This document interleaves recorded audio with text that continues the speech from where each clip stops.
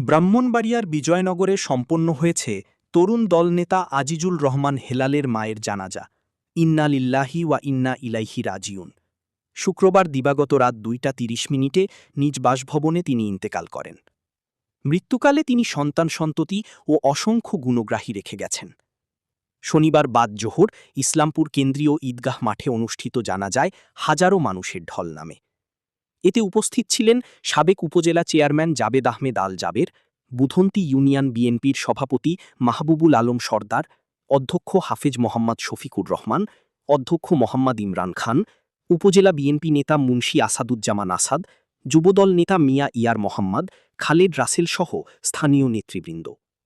এছাড়াও উপজেলা বিএনপি, যুবদল, ছাত্রদল ও সহযোগী সংগঠনের নেতাকর্মী এবং এলাকার সর্বস্তরের মানুষ অংশ নেন।